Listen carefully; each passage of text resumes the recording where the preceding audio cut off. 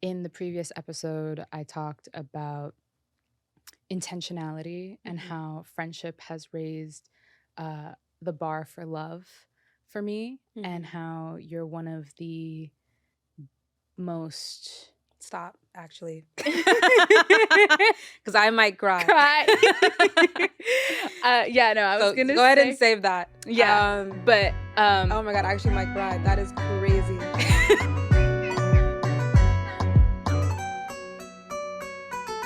How's it? And welcome to Cha Chat, where we have a chat over cha. My name is Sapna and I'm your host. And we're already on episode 3. That's so crazy to me.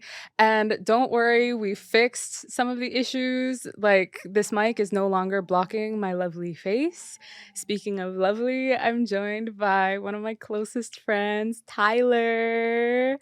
Welcome to the podcast. Thank you. Thank you I'm for so being excited to here. be here. Thank you for being here. I'm excited to have you. I wanted you to be my next guest because in the past episode, I talked about. I'm already gonna cry. In the past, Get it together. In the past episode, I talked about friendship and intentionality and friendship raising the bar for love. And I feel like in my life, you're like the most important or number one person who has shown me what love can mean and what love can be like. And you have been one of the most loving people in my life. And so I wanted to ask you how friendship has impacted your life and how friendship has affected the way that you love. Well, first of all, I'm going to go cry. And we talked about this a little bit earlier before starting the episode, and I almost started crying then. And so I'm just crying again, I guess. But to answer your question, yeah, I think I'm not really sure what made me think of it. It was probably some little like infographic or something like on social media years ago that kind of had the same sort of message of like, why don't you treat your friends in the same way that you treat your romantic partners, or like value or prioritize them in the same way? And I was like, that is a really good question. But I think part of why that hadn't even really come up for me in a lot of ways is because I have a lot of friends who have also loved me in very active ways and really like shown up. I think that's part of how I've ended up. I have a lot of very, very close friends. I've joked that I don't know how to do small talk. It's kind of where it's either we're best friends or strangers in a lot of ways when it comes to my friendships, I feel. And I think part of that is when I do connect with someone and click with someone, I do want to show up for them and I want them to show up for me and I want to experience that. And I've been very lucky to have that in so many of my friendships. There have been times where I'll fly out to visit a friend like in North Carolina because they needed me and they needed our friend group. And we've flown to other places. And I know that if I needed anyone, like this summer, I've had multiple people be like, hey, you're having a rough time. Can I come see you? Like, what can I do for you? And I'm like, please don't come because I don't feel like cleaning my apartment, but thank you. And so I think once you really start letting yourself kind of show up, and letting other people show up for you, it really just, all of the instances that that's happened for me in the past really kind of helped me see like the impact of that and wanting to be that type of person for other people. Yeah. And so I think especially in our friendship, it came at a time, do not start crying. My tears are already starting to well up. I know. If you start crying, I'm going to start crying and then this episode's going to be a wash. Our friendship came at a time where I'd already been thinking a lot about friendship intentionally. And I think I've said this to you before of kind of like being very grateful that the universe gave you to me at the time that it did. Because I think both of us were very intentionally seeking friendship at that time and very intentionally seeking someone who wanted to be friends, someone who was wanting to put in that type of effort and wanting to be close and wanting to be open and vulnerable and loving and honest and all of those things. And I'm very lucky and very grateful to have met you at that time. And I'm going to stop here because I can go on forever talking about you. But I feel very grateful for that experience too, just because I feel like I was able to put a lot of things into action of like thinking about friendship. Because I have so many friendships too that kind of started when I was a lot younger, like in college and high school. And when you've known someone for that amount of time, you kind of forget about like the actual effort that it takes for friendships, specifically in adult friendships, Mhm. when you don't have just like proximity and like consistency. Um, and so being able to sort of apply those lessons and apply these thoughts and apply these actions that kind of represent who I wanted to be as a friend and our Yeah. friendship has been very bountiful. And I'm very grateful to have your friendship. You stop. You're gonna make me cry. Jesus. I know for me, like, when you said allowing people to show up for you, I feel like when we met, that was something that I really struggled with, and I still do struggle with it. I constantly have this fear that at my core, I'm a burden, and that, like, it's just my mere existence is a burden on people, especially Hmm. with, my disability and things like that. But you have constantly shown me that I'm never a burden to you. Even when I'm so anxious about something, I'm like, "Oh," like, whenever you never react the way that I'm like, my anxious brain is thinking you're gonna react, and I'm like, Hmm. "Oh, right. She actually genuinely cares about me, and would never think me to be a burden." Mm-mm. But at that time that we met, uh, I was also, looking for friendship and that intentionality. And like you always say, I'm so grateful the universe gave you to me too. For people who don't know, Tyler and I met at a book club that neither of us go to anymore I think we both stopped going like after like 2 the or 3 second months after meeting. that. Yeah. We stopped going after like the second or third meeting. uh But that's okay. Yeah, no, I'm still lovely people, nothing wrong with book club. No. Just we just did We, not have it in um, us. we got what we came for Exactly, at the exactly. book club. We got each other. Exactly. That's what we came for. But yeah, we met at that book club, and I remember while I was there, I was like determined. I was like, I'm here to make a friend. And I Mhm. knew that like before like leaving the house. And so at the end, I was like, does anyone want to go out to eat, like to get some food? And Sapna was the only one to say yes. And I was Yeah. like, sounds great, let's go. And we were eating, and it's crazy when you meet someone and everything just feels right. Mhm. And so I think in our dinner, I was just like, I want to be your friend. And you were like, "Oh my god, I wanna be your Your friend." friend. And so after that, it was just, like, setting that intention, and I guess that sort of brings in, like, the parallels and what we were talking about earlier about the way that you show up in your friendships being very similar to how you show up in romantic Mhm. situations of being very intentional about it. When you go out with someone and you're like, "Oh, like, I like this person, I want to date this person," like, Mhm. sharing, like, "Oh, I like you, let's be together, let's, Mhm. agree to this social contract," whatever it might look like or be for you at that moment. Mhm. And I think mimicking that for our friendship was also extremely important because I think it really level set us to Mhm. agree like we're going to be friends. We both know what that means and Yeah, we're going to put in effort to do it. And now it's exactly. been 2 years 2 almost, years, yeah, which is yeah. Our insane. friendiversary is coming up in I like know. a month or two. I'm like, "Wow."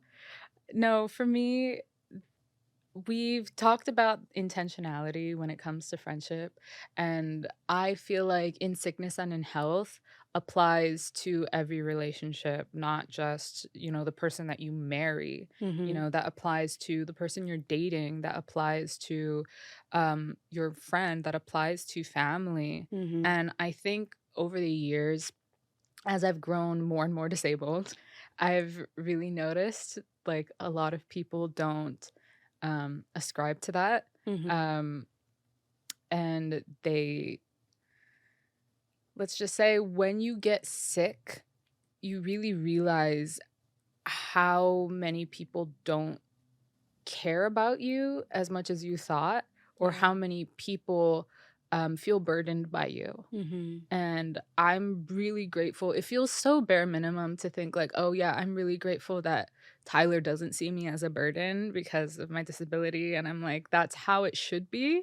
But not only do you not see me as a burden, it's not just about tolerating my disability. Mm-mm. You accommodate my disability. You're intentional about my health. You're intentional about, oh, do you need water? Do you want to take a break whenever we're walking and my heart rate's going too high? And Mhm. even before I notice things, you notice things. Like before I notice that I need to take a break, you're already suggesting, should we take a break? Mhm. You know, I mentioned how last year for my birthday when I was bedridden after almost dying, Yeah. that was a time.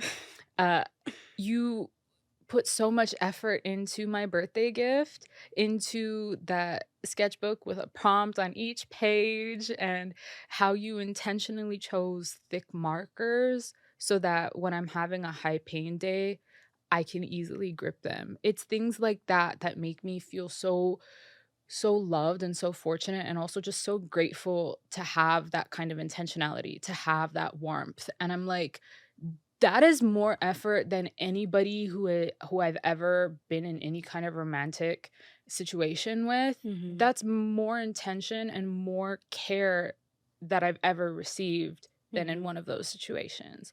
And I'm like, this has raised my bar for love, because if a romantic partner can't even do something like that for me, that my friends are showing me this love, if they cannot show me that depth of love, why would I date them? Yeah. Yeah. It is bare minimum in so many ways. And I hate that the bare minimum isn't met for you and for so many other people who are chronically ill or disabled. Yeah. Because you aren't a burden, and it isn't a burden to have consideration for someone. That's really all that it feels like is okay. And maybe it's because I work in tech. I'm a very technical, mathy, sciencey person, and so I it just feels like, okay, there are these extra variables, parameters that I have to think of that are part of the problem, Mhm. and then I'll just think of a solution to them. They're not an issue Yeah. or some like tremendous effort. Yeah. Um, and a lot of things don't even feel like something to think of. Like when we're walking and I'm like, oh, we should probably take a break. Like, Yeah. first of all, I want to take a break. This is great.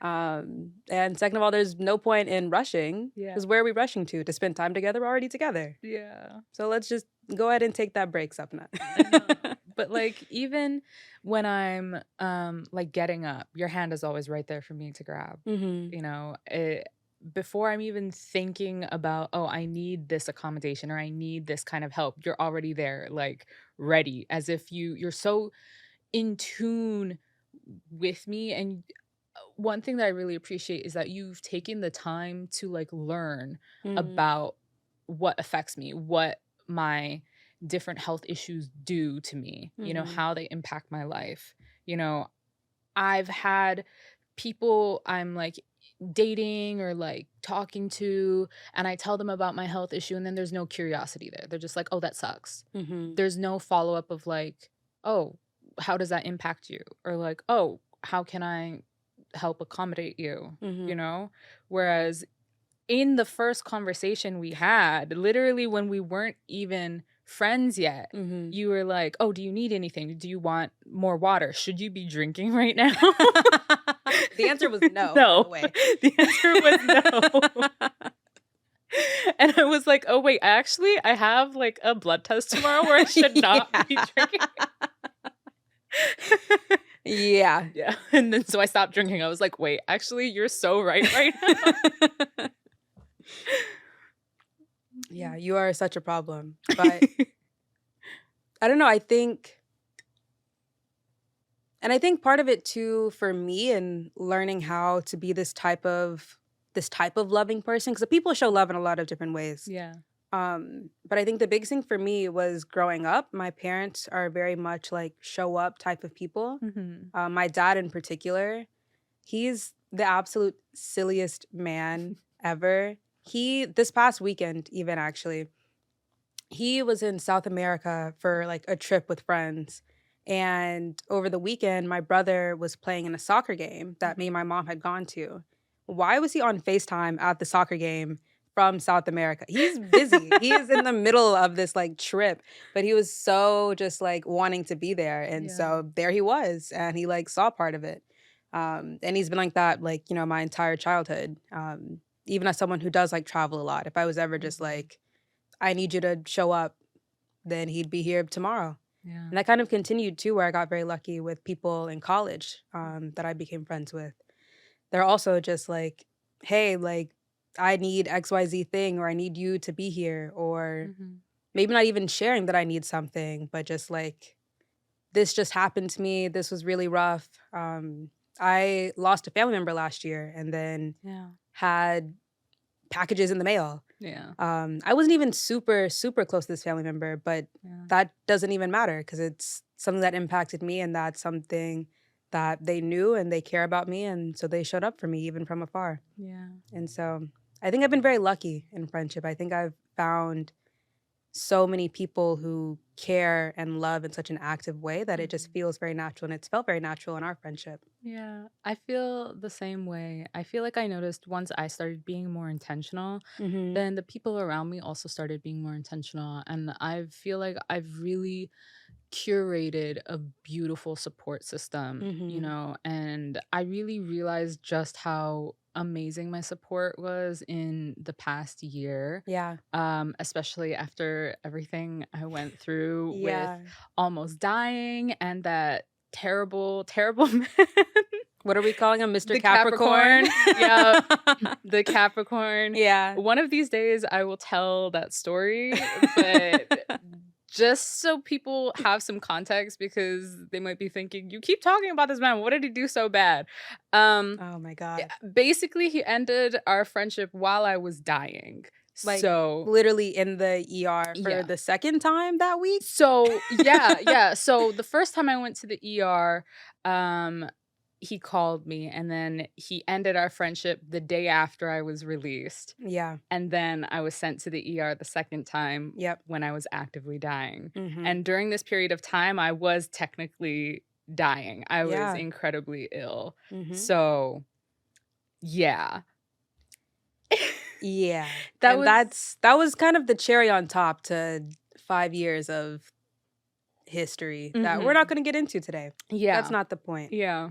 But you were saying that you've really grown to appreciate your support system the last year since all of that happened. Exactly. Because, despite I had this person in my life, right? I had this person I considered one of my closest friends, Mm-hmm. somebody who knew me so deeply and deeper than I allowed many people to know me. Yeah. And I think also because of there being a romantic history there, but at that point things were just platonic between us, but Mhm. still it was I think that's what made it worse for me, is because I was like, we're friends, we're Yeah. just friends, what anyway. Despite losing this person that I thought was, a really important person to me, Mm-hmm. so many people showed up for me. Yeah. You, Ryan, Taj, like so many people showed up for me. Mm-hmm. After I almost died. And also just like not only during that period of time, the months after as I was recovering, Yeah. You showed up for me, Ryan showed up for me. I was constantly being checked on and I was like, "Oh, I actually have so many people who care about me and who show up for me." And my birthday this year as well Mm-hmm. just solidified that for me, Yeah. of like, yeah, I'm actually incredibly loved. Mm-hmm. And that also I think challenges um the insecurity that I have in my mind, or like the distortion Yeah. that I have of like, oh, I'm unlovable in some Mm-hmm. way, or I'm a bother or a burden to my friends. It's like, actually no, because they consistently choose me, they show up for me. Mm-hmm. And you especially, I feel like in my life you have consistently been that person, like the number one person, like constantly choosing me Mm-hmm. and just showing up for me. And you make me want to be a better person. You make me want to be more loving, more intentional than I already am. And I feel like there's always something for me to learn from you. Yeah, I'm about to cry. the way the way we both almost cried like 4 times already. I know. Okay, we can get through it. It's okay to cry. I just don't want to ruin my makeup. I know. Okay, keep going. Yeah. Um, I'm just so grateful to have you in my life. Um, let's talk about breakups. Hard pivot. Hard pivot. Love is dead now, actually, for the rest of this podcast. Yeah, love actually does not exist. She's not real. She is not real. No, unfortunately, especially dating in New York, it is absolute hell. I don't know why. I think I'm actually in Gotham because I keep running into supervillains, actually. You do, actually. Me, especially, I don't know what it is. I just keep attracting the worst kind of people. Yeah. Is it my aura? Is it my energy? Is it something about me? I don't understand. No. And it's not like I don't have any discernment, Mm-hmm. but somehow I think a person is cool. We start talking and then boom, hard pivot into being a villain. Yeah, I think people always probably wonder why there's so many stand-up comedians in New York City. Yeah. And it's because they dated in New York City. That's it. That's it. That you can do an entire set simply going on about people you've talked to, people you went on dates with, and hour and a half will go by easily. Villain origin. Easily. You don't have to embellish anything. Yeah. The story itself, there's nothing to do but laugh. Exactly. Nothing to do but laugh. Exactly. But yeah, love does persist in all of us. Yeah. Just not between us and the men of New York City, unfortunately. Yeah. No. And like, it's not even just with men. Like, as a queer person, you would think that I have double the options. I don't. I don't know what happens. And also, on these dating apps, I think the algorithm doesn't understand, like, how queer people date. You know? And also, there's a mask shortage. What is going on? Where are the masks? I've heard about that on TikTok. I'm sorry. Do I need to pull myself over to cubbyhole? Is that what I need to do? That might be it. I think the bounces are on TikTok, actually. I've seen. Trust me, I have seen. Yeah. Yeah. No, I think dating is very difficult for the same reason that friendship with you and intentional adult friendship is easy, which is a willingness or lack of willingness to be open and to both give yourself and give parts of yourself to another person and also accept things from other people. So accepting help, offering vulnerability, offering honesty, being honest, creating that sort of space in between two people is a very intentional thing that we did in our friendship and a very difficult thing to do with strangers these days. And it's crazy because there's this dichotomy between like everyone being so deeply lonely in this city and yet no one knowing how to make connections properly or not realizing that they aren't actually open to that yet. Yeah. And then still putting themselves in a position to be like talking with you, for example. You are a very open person. You are very much looking for a connection. Yeah. And people see that and you have such a wonderful aura. And they're like, I want this in my life, because why wouldn't they? And then they show up and you have to find out the hard way that they are not actually that type of person. Yeah. They're just takers and they have nothing they want to give you in the same way. Exactly. So great in friendship. Unfortunate time for dating right now. Like, bring back real lovers. Yeah. Like, what is a situationship? I'm no longer allowing that in my life. Like, bring back real lovers. What is going on? People are too scared to be vulnerable. People are too scared to say that they want to be in a relationship. People have commitment issues. That's the issue, you know? And like, listen, I have trauma.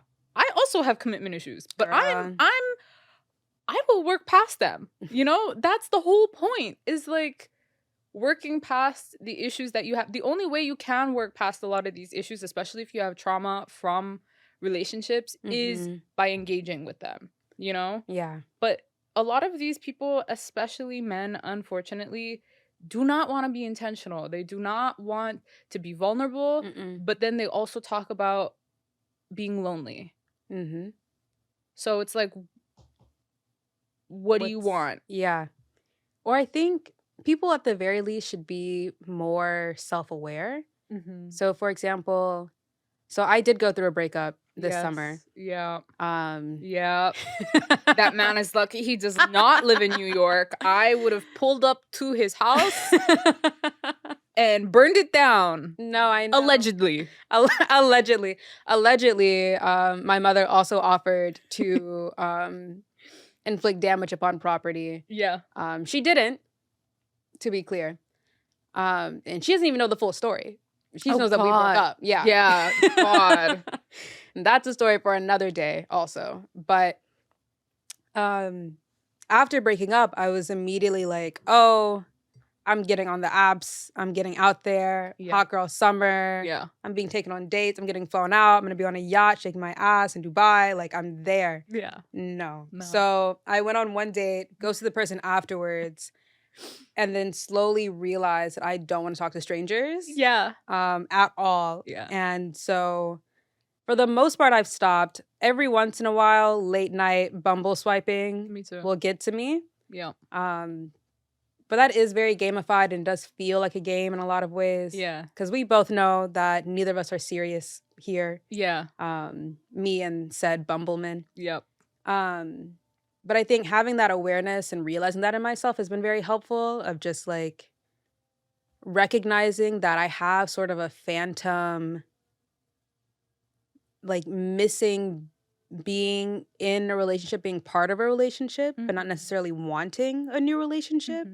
Just kind of having these like leftover urges and abilities and like ways of thinking where you, because I was in that relationship for nearly 6 years. And after that amount of time of just caring about someone and prioritizing someone, it takes a lot of effort to undo all of those pathways. And so it's very weird to no longer have like a person. And so in a lot of ways, I miss having a person. Yeah. I do not want a new person. Yeah. I do not want to put in any effort for a new person.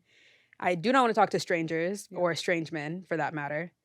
And so I will definitely be deleting my apps for the fall because I think that's a very healthy choice for myself. Yes. Because I know that at most right now I could be a pen pal. Yeah. Where we're just messaging. Yeah.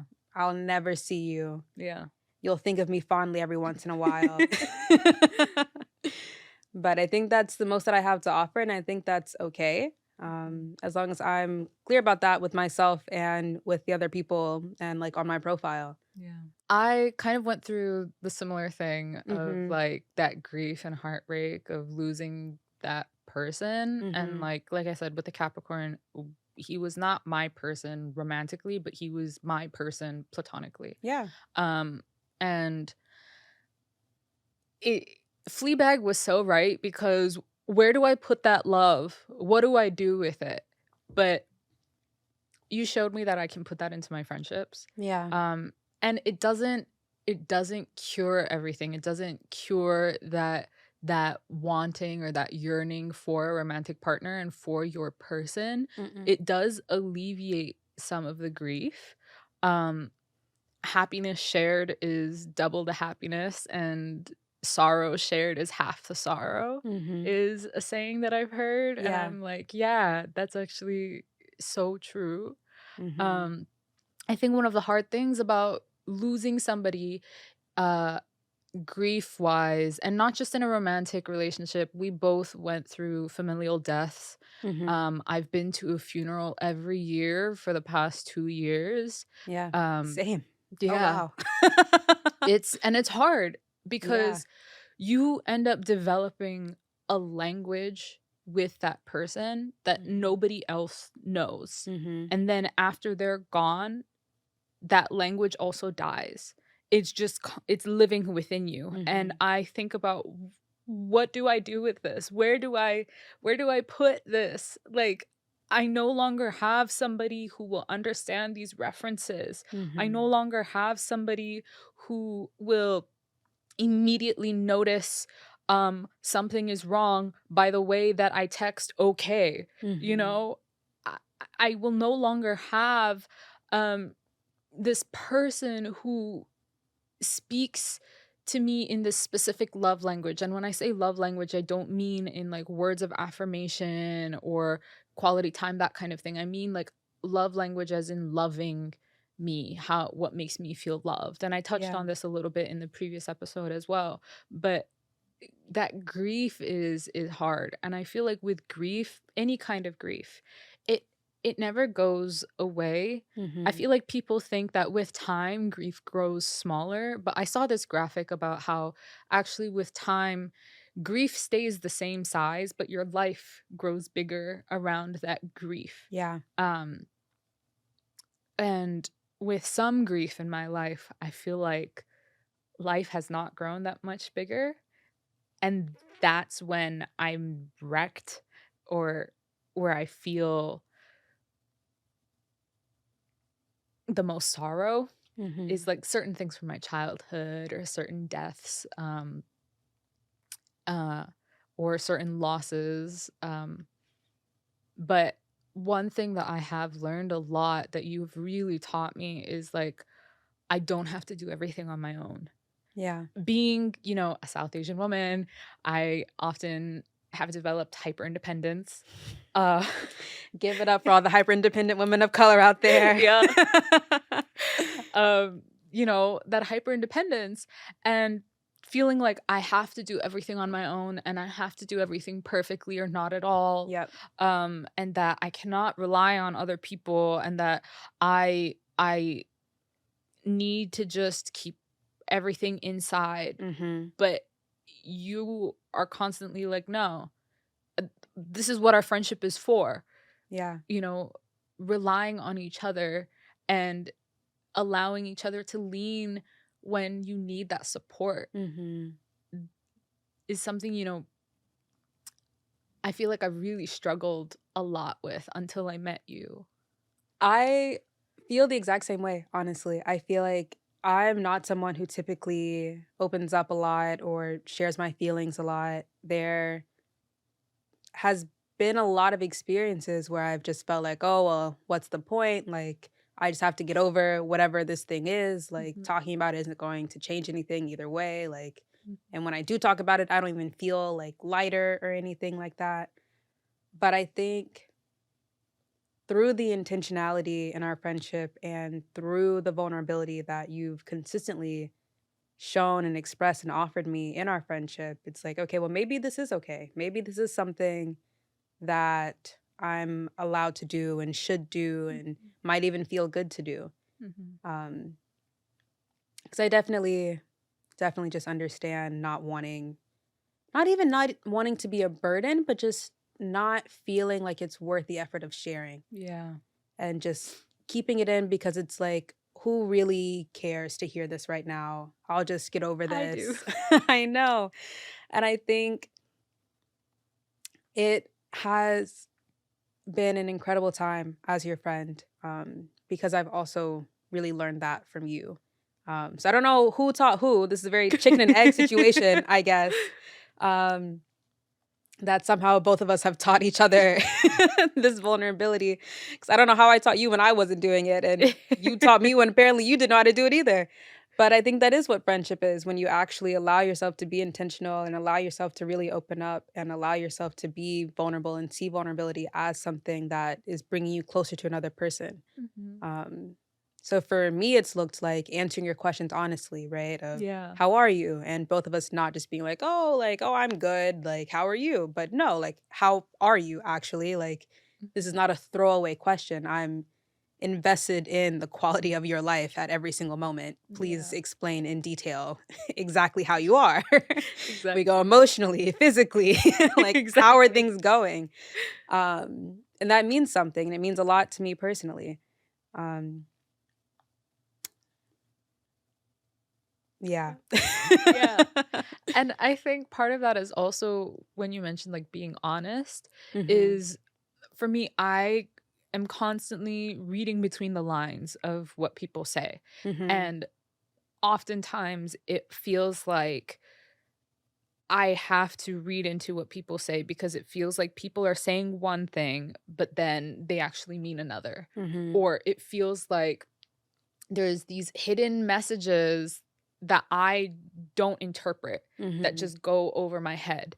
You know, sometimes it feels like everybody has a script and I don't know the lines, you know, or like I feel like I'm in a video game and there's specific options and I keep choosing the wrong option, you know, because I say something or I interpret something and then it's like, oop, bad ending, you know, or it's like, oop, wrong choice. And it's like, how was that the wrong choice? And so when I've expressed that to you before, you have taken the time to be like, take my words at face value. Yeah. Do not read into whatever you think is happening behind the scenes. Take my words at face value. And you also take that time to expand on things as well. You know, to be honest. If you are irritated by something, or if you're not feeling well, or if it's something negative or if it's something positive, you will treat it the same way. You treat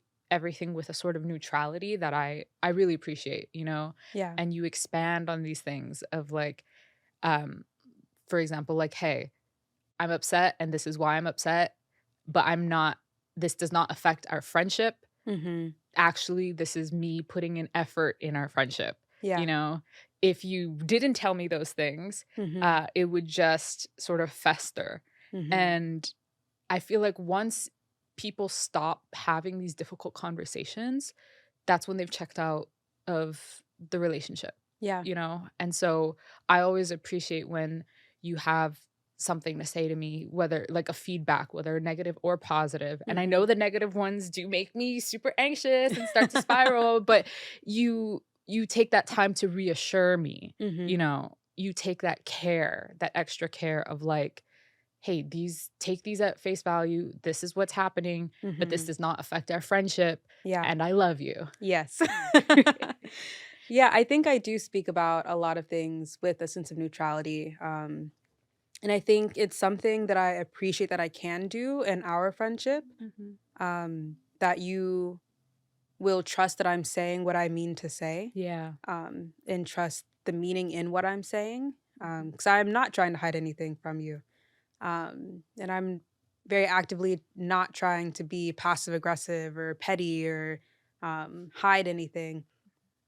I think, and this sort of relates back to the vulnerability that we were kind of talking about earlier of, does it feel worth it to share? And in our friendship, it always is.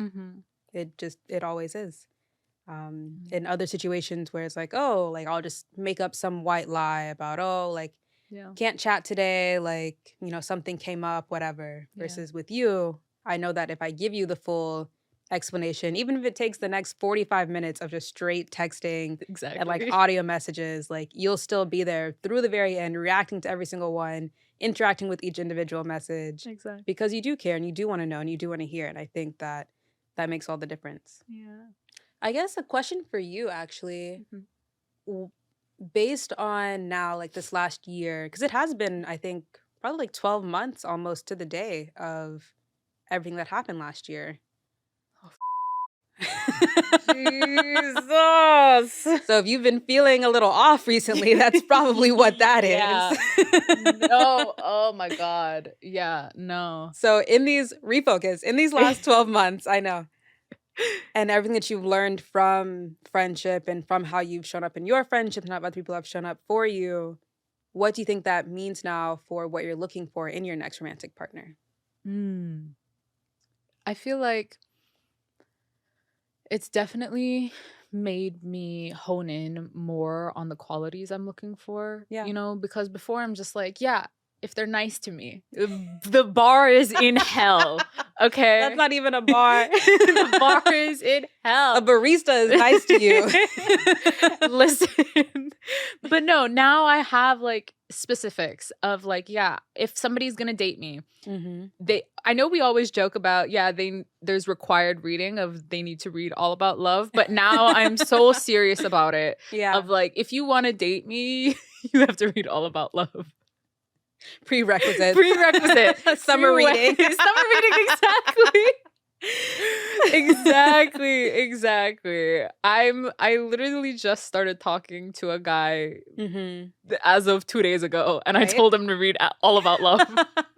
Immediately I'm like, getting this to is it. your summer reading. You got homework now. That is so funny.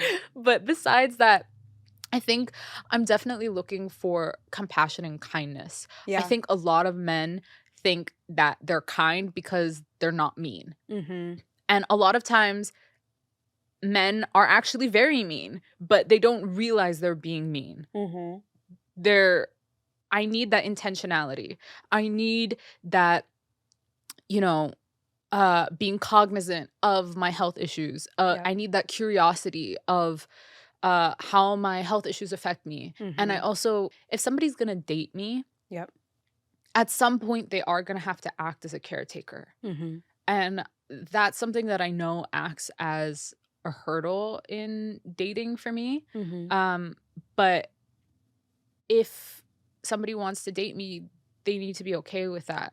And that's something that I'm also looking for as well. Just like that kindness, that care and compassion that I receive from my friends. You Yeah. know, it's not like I'll love you despite your disability. It's just like I'll love you regardless, Yeah. you know? I love you and you have a disability. Exactly. Exactly. So I think when I'm looking for a romantic partner now, I'm looking at, can we be friends first?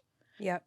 Can we have that same level of depth and loving, not even in a romantic way, but just like the act of being loving, the act of being kind, the way that I am with my friends? Mm-hmm. Can they do that? Can they fit into my life that way? And can I fit into their life that way? Yeah. You know? So I think this past year has really made me hone in more on how I act, and also uh, the kind of behaviors I'm looking for Mm-hmm. from people and what I will tolerate now. Yes. Because I let a lot of things slide Mm-hmm. in my life. And especially Yes. with that Capricorn man, I let Ooh, a yeah. lot of mistreatment Mm-hmm. slide because I really cared for this person. And not just with him, even Yeah. with the doctor I dated last year. Yep. You know, even with other people, other friendships, or even other romantic situations, I constantly let mistreatment slide Mm-hmm. because I thought I would I was not deserving of anything better. Mm-hmm. And also because it felt familiar, Mm-hmm. you know? And I think Bell Hooks said something about how women will often stay in situations that are unloving, or that uh, care and kindness might be present at times, but there's also abuse there, or there's also Yeah. mistreatment, and that's not love. Yep. That love cannot coexist with abuse or active mistreatment like that. Mm-hmm. You know, so there might be care at times, but that's not love. Yes. You know, and I think about that a lot, about Mm-hmm. like loving myself Mm-hmm. and how I've really grown to love myself more. Yeah. And because of that, I need somebody who loves themselves as well. Mm-hmm. I need somebody who is as intentional about the relationships that they have, and also caring about the world. Yes. Yeah.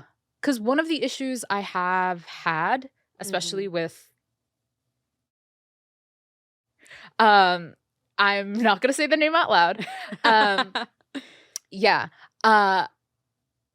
Is that he did not care about the world. Yeah. He really only cared about himself. Or Mm-hmm. like he would say, I'm neutral. And I'm like, how can you be neutral in these situations? Neutrality is a choice. Exactly. Neutrality is siding with the oppressor. Yeah. Yeah. And we're not going to start that conversation No. because we really will be here all day. Exactly. And another thing. And another thing. Exactly. But no, I think these are all really beautiful things. And I think that is something that I did learn in my last relationship, Mhm. was about kindness. Yeah. They were a very kind person. He was a Mhm. very kind person. And I think that kindness matters a lot. Mhm. And it's something that I personally hold as like my number one value. Mhm. And so I think that is, I suppose, probably what has impacted the most in how I've shown up in our friendship, Mhm. is the fact that I do value kindness, and that is the type of person that I want to be through and through. Yeah. Um, And I think it can be very difficult to discern if other people are kind Mhm. without actually experiencing them. Exactly. Because people can kind of say whatever, but Mhm. like talk is cheap. Exactly. And kindness is very hard to discern, especially through dating apps. Yeah. And I think I've also come to realize that for me to ever enter another relationship, it would have to be a friends to lovers arc. Yeah.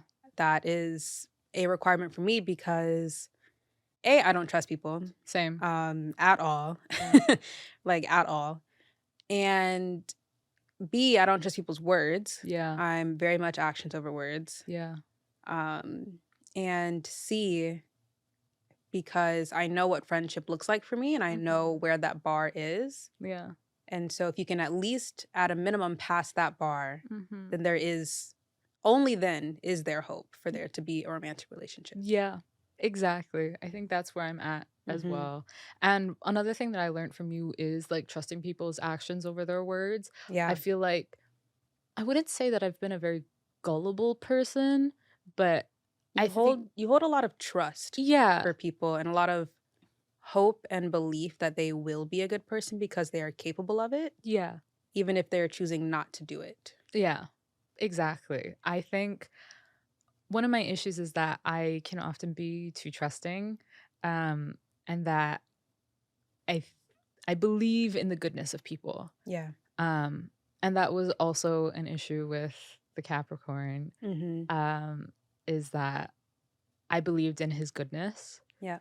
Um, and because of our on and off history, I had seen how he had grown. Hmm. When we reconnected, I thought that he really was displaying growth because of his words, because he was able to acknowledge his behavior. Hmm. Um, but I realized that just because one is able to acknowledge their behavior doesn't mean that they're willing to change their behavior. Hmm. Um, and because I had seen the worst of him and I had also seen the best of him, I could see his potential. Yep. Um, and so I really believed in his potential and his capacity to grow and to be a better person. Hmm. And uh, I mistook his potential for who he is or Yeah. was, you know? And I realized that he was neither as good nor as kind as I believed him to be. Hmm. Um, and I think that really shook me last year. Hmm. Um, I mean, I already had trust issues, but Girl. I feel like this really kind of woke me up in a way that I hadn't been before. Hmm. And now I've become one, less trusting than I already was, but two, also more aware and more curious about how people are showing up, Hmm. and not willing to be as naive as I was, or like not trusting in people's potential anymore, Yeah. or mistaking their potential for who they are, Hmm. or their words even for who they are. Hmm. Um, so now I'm at this place of like, people are how they show up, Yes. not what they say they are, who they say they are. Hmm. There's a quote from someone, and I want to say Maya Angelou, but I could be making that up completely. I don't know where I got that name from attached to this, but the quote is, "When people show you who they are, believe them." Yeah. And I think about that a lot for a couple of reasons. One, in friendships, people do show me who they are, Yeah. and who they are is kind and incredible and wonderful and reliable and dependable. Yeah. Um, and I believe more in actions over words for a couple of reasons too, just because one, anyone can kind of say whatever, especially in like a talking stage or Mhm. if you're in a long distance experience, like, Mhm. they'll say whatever needs to be said in the moment. And they might even believe it. They might even feel that in the moment, but Yeah. it's about sort of recurring actions. How do you continuously show up? How do you continuously handle a situation? How often is a situation coming back up? Yeah. Um, and I think just like love is an action, Mhm. and loving is an action in the way that Bell Hooks sort of describes it. Mhm. I think kindness is also an action Oh, yeah. more so than Absolutely. words or feelings. Yeah. And so it does take actions. And I think it's great that you've raised your bar. Because I think it is very beautiful that you're able to see such goodness in people. And I think that it's a good quality. I think it's a great quality that you have.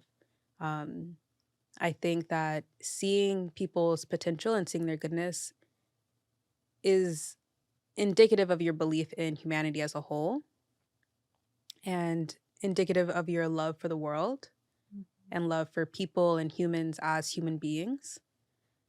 And I think that you can hold both belief in people's potential alongside an understanding that they haven't reached their potential Yeah. and they may not reach their potential Yeah. because it's up to them and not up to how much you can love them until they get there. Exactly. Yeah. I feel like I'm gonna cry again. We knew this episode would just be sitting here crying. Yeah. I think also just sitting across from you. I mean, we have these conversations so often. Hmm. Um, but also I feel like I know I keep saying this, but I'm just like so grateful for our friendship. Um, and I I've been struggling a lot. I've definitely been struggling less, but over the past few years, I've definitely struggled like with my physical health and how that's impacted my mental health, and Hmm. also just the past year of dealing with multiple things. Yeah. Um, but you're always there, and I feel like I've never had this level of support before. I never.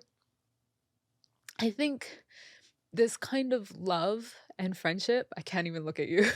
I feel like this kind of love and friendship is something that I've only ever dreamed of and that I prayed to God for. Really. I prayed to God that let me find at least one person who can love me and show up for me in the way that I need and who sees me for me. And somehow God not only gave me you, but also Ryan and Taj and Debs and all these other people, and but especially you. And I sometimes I don't feel deserving of it, but you you constantly remind me of like, no, you deserve it because you exist and because of who you are as a person. You deserve to be loved simply for being. You don't have to vie for love. You don't have to prove that you're deserving of love. Mm-mm. I know this table is so big. I know. I know we're so far from each This other. table is I'm so like big. reaching out to you. Jeez, okay. I need to wipe my tears. Oh my gosh. We had napkins ready. Because we knew we were gonna cry at some point. Yeah. Oh God, I was like, oh yeah, I'm gonna cry in this episode. You you know things are serious when my accent starts coming out. Oh my goodness. Yeah. Yeah, and Sapna said this, and because it is very true that I do say this so consistently and believe it so wholeheartedly of just being so grateful that the universe and that God gave you to me and gave us to each other. Um, yeah, let me stop. Because first of all, you'll start, and if you start, I'll start again, Yeah. and it'll be so bad. But it's true. It's so true. I don't know. I've learned so much from you and from our friendship about the type of person that I am and the type of person that I want to be and the type of person that I want to show up as. Yeah. And beyond even the things that I've gotten out of this friendship, most importantly, I've gotten you and your love and being loved by you and supported by you and talking with you and getting to be here with you on this podcast, talking about how much I love you. And it really all is just a gift. And I'm so glad that you're able to see friendship as something that you don't have to work for, that you do just get. Mhm. And it's something that you get because you've given yourself to it and you've been intentional about it. And that's the only work that it requires. Yeah. That's the only effort that you should have to put in, is giving what you want to receive. Yeah. So you do deserve all of the love that you've received. That is the whole purpose of this podcast, is people just telling me how amazing I am and how much I deserve to be loved. That is actually my secret goal of this podcast this whole time, is people affirming me. No, I believe it. I've definitely thought about sending out a Google form to every single person who's ever known me to take a survey of their experience and why they liked me at any point in the last, 15 years. To be comprehensive. Yeah. Get a good data set. Yeah. Maybe I'll do a podcast instead. Yeah, no, exactly. Come to the studio. But I just wanted to thank you for being here. And I know this podcast episode has just been us talking about how much we love each other, and people might find that boring. But one thing that I really wanted to do with this podcast is creating a space for me to just be authentic, and also a space for people who feel like me to not feel so alone. Yeah. Because in past episode, I talked about being demisexual. I've talked about my disability, but I've talked about feeling lonely or going through heartbreak and friendship and all of these different things. And when I listen to some podcasts, I definitely do feel comforted, but I don't think there's necessarily one where I'm like, yeah, this person is like me. I get that from like YouTube or like TikTok, but I want this podcast to, I guess, one, in a way, immortalize us. Yeah. And two, be something comforting for people, And so I'm really grateful that you've gotten to be a part of that. And thank you for being here. Thank you for asking me to be here. I'm beyond honored to be the friendship episode person. Yeah. I think it means a lot. You do have a lot of people in your life, and you've chosen a lot of people to talk about various things. And it's extremely heartwarming, and just, I'm beyond words. I'm speechless at what it means to me that you cherish our friendship in such a way that you do want it to be immortalized, that you do want to talk about it, and that I get to talk about it with you and tell all these other wonderful random strangers about how incredible friendship is and the true power of friendship and its love. So thank you for having me. Thank you for choosing me. And thank you for continuing to choose me in our friendship. I love you so much. I love you too. And for people who are still listening or watching, thank you for joining me on this journey. And stay tuned for episode 4. Yay! That's a wrap. That's all right. Oh my gosh. The power of friendship. The power of friendship. The power of friendship. I was watching Fruits Basket before this, actually. Stop. I'm on my new one. The new one. I'm on my rewatch of it since they finished it. God, Fruit Basket.